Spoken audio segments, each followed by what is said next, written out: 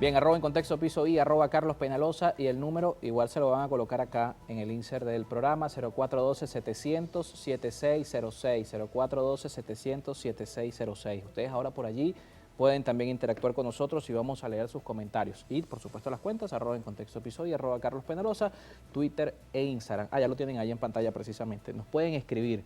Y por supuesto nuestro invitado, a quien recibimos, Juan Barreto, con gusto va a responder esas preguntas. Gracias. Juan, un gusto que nos acompañe, tiempo que no compartíamos estudio. ¿Dónde andaba Juan Barreto?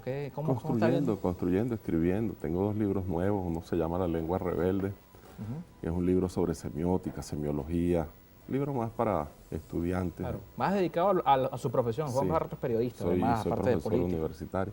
Y estoy terminando ahorita 2 libros, uno se llama Compañeros de Viaje, que es un recuento de varios intelectuales que han acompañado mi trayectoria y por eso se llama Compañeros de Viaje, y estamos haciendo con el intelectual Javier Verdó otros 2 textos, de manera que, bueno, dedicado a la docencia, que es mi campo, dedicado a escribir mucho y a estudiar, y dedicado a la construcción política desde abajo de alternativas en los barrios, en las comunidades pobres, desde abajo, ¿no? Porque muchos hacen política desde arriba, en los estudios de televisión, en los cenáculos, en los lugares de los acuerdos, pero nosotros, una pequeña organización, nos hemos dedicado a construir desde abajo, en eso andamos. A veces no me ven por ninguna parte porque estoy metido en esos submundos, ¿no? En esos subsuelos a donde no llega la voz de los partidos políticos, de las organizaciones y de los líderes que después pretenden erigirse como dirigentes. Nosotros preferimos hay gente por allí las catacumbas. Hay gente por allí que dice que ya Juan Barreto dijo: con Rauseo me resteo. Lo vimos en una lista con varios dirigentes políticos que están con Benjamín Rauseo. Es el hombre que suena, parece una maraca, suena más que una maraca, y entonces empiezan a surgir corrillos por allí, y eso viene de una entrevista que me hizo Vladimir, donde yo le decía, le reconocía que Rauseo es mi amigo en lo personal, nos conocemos hace mucho tiempo. Yo era delegado del Consejo Universitario cuando él se presentó por primera vez en el aula magna de la UCB. Yo le conseguí la exoneración como delegado del Consejo Universitario, y desde ahí nos conocemos y siempre hemos mantenido una amistad muy fervorosa, muy cercana. Y bueno, nuestra organización, que es un movimiento de movimientos en movimiento, respeta la autonomía política y funcional de cada movimiento, y en ese sentido tenemos que hacer una gran consulta. Que a mí me guste, que sea amigo mío, es un dato, pero eso no impone. No significa que está en el comando, ni que está metido en el... Todavía no. Nosotros, además, tenemos reservas y vemos desde la distancia las elecciones primarias, el proceso que un sector de la oposición va a llevar a cabo. Benjamín ha decidido participar en ese escenario. Nosotros tenemos que esperar a ver qué resultados arrojan esas elecciones, ¿no? ¿Y por qué con reservas? ¿Por qué se ven las primarias? Porque hoy pareciera que la clase política habla de las primarias como la forma de dirimir el conflicto que hay. Sí. Nosotros creemos que es muy bueno que un factor y un sector de la oposición dirima sus conflictos, se ponga de acuerdo y saque su candidato. Lo malo es que las primarias se ofrecen, se exhiben como un proceso de toda la oposición, cuando en Venezuela hay muchas oposiciones, hay distintos factores y distintos sectores, y esta es una convocatoria muy cerrada, muy sesgada y muy sectaria. Ojalá la comisión de primarias entendiera que más allá de los 4 partidos que forman el G4, más allá de la APU, la plataforma unitaria, existe un crisol de distintas organizaciones políticas, el LAPI, Encuentro Ciudadano. El LAPI ha dicho que no quiere ir a esas primarias. Sí, el LAPI está diciendo que no, Avanzada Progresista también dice que no, está Brito por allí protestando Brito dijo que no lo dejaron y no lo dejan participar. Entonces, cuando te pones a ver, esas primarias son sectarias, esas primarias solamente obedecen a las necesidades de un sector de la oposición y no a toda la oposición, de manera que como alternativa, como solución a sus conflictos internos de un sector de la oposición está muy bien, pero no es la solución que ven todos los demás sectores.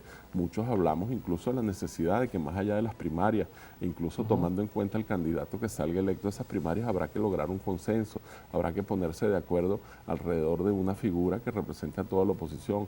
Nos vamos a enfrentar nada más y nada menos que al actual presidente de la República, Nicolás Maduro, que tiene maquinaria política, que cuenta con recursos, que cuenta con medios de comunicación, que cuenta con programas sociales. Entonces, derrotar a Maduro no es fácil, independientemente de que Maduro no aparezca muy bien colocado en las encuestas. Para poder derrotarlo, Claro, porque además tiene una estructura detrás del Partido Socialista Unido de Venezuela. Tiene que haber un acuerdo programático de las distintas organizaciones políticas que conforman las oposiciones y tiene que salir una candidatura única, por lo menos una lo suficientemente robusta como para que sea competitiva. Y eso no lo garantiza por sí mismo las primarias. Pero si no lo garantizan las primarias, ¿cómo hacerlo? Porque por acuerdo, por consenso. El consenso parece inviable porque todo el mundo quiere. Pero hay que ¿Cómo poner de acuerdo a María Corina con Manuel Rosales, con Carlos Prosperi, con el Conde del Guácharo, con Antonio Ecarri? ¿Cómo haces un consenso? Yo te voy a hablar de una experiencia propia. Mira, tú sabes que parecía inviable que Chávez ganara las elecciones. Irene Sáez tenía 60% y Chávez 4% en las encuestas. Y terminó Chávez ganando las elecciones a Salarromer.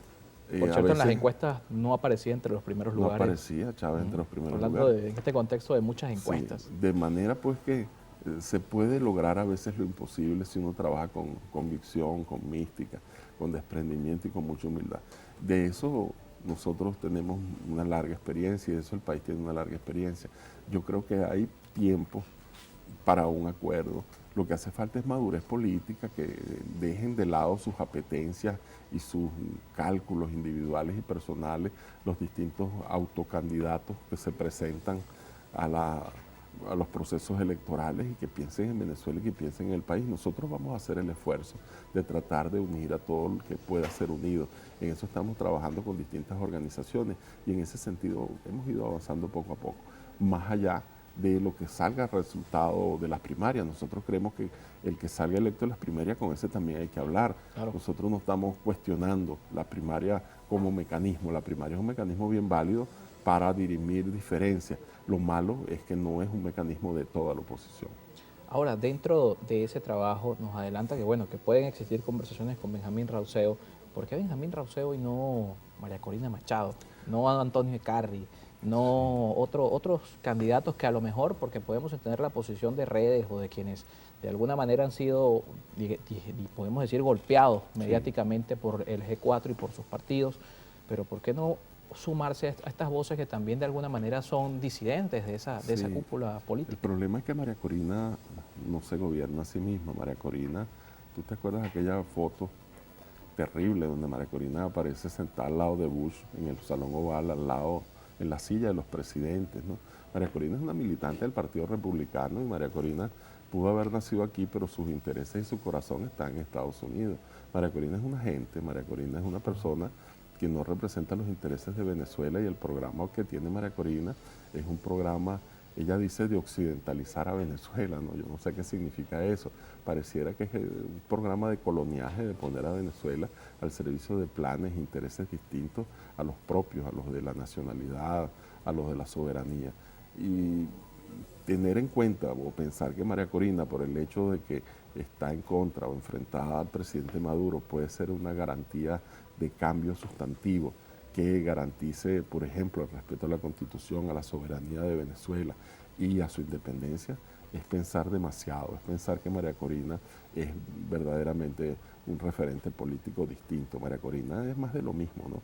Es el golpismo, María Corina es el intervencionismo, María Corina es todo lo que ha sido derrotado, además, ¿no?, en la política cotidiana. Y pero las encuestas la tienen en una posición. Está bien, eso demuestra que hay un sector de venezolanos, generalmente de las clases medias, que se radicalizó y que tiene una actitud irreconciliable, ¿no?, que no acepta participar en el terreno democrático, que piensa, bueno, fíjate tú lo que dice María Corina, que ella no va a participar en las primarias si es con el CNE, que si no es con voto manual, con tarjetón electoral no lo hace, que si es con plan república no lo hace. Yo me pregunto, bueno, ¿y dónde, con qué estructura, con qué logística cuenta la oposición o cuenta ella misma para garantizar que la gente pueda votar, que se pueda llevar a cabo ese proceso? De modo que, bueno, y además dice que no participará en primarias con el Consejo Electoral, pero después si va a las elecciones nacionales de 2024, lo va a tener que hacer con el Consejo Electoral. De modo que en ella hay muchas incoherencias y ella ha tenido la virtud, la audacia de mantenerse como un independiente, de mantenerse como un outsider, cuando no es verdad. María Corina participó en las primarias del 2012, María Corina estuvo en Súmate, María Corina forma parte de la tradición ya de la vieja política, ella no es nada nuevo. El país necesita algo nuevo, entonces algo juicio nuevo, de Juan Barreto. Lo único que pareciera nuevo, distinto en el escenario político es Benjamín Rauseo. Nos toca hacer una pausa, al regreso hablamos de eso nuevo que busca Venezuela.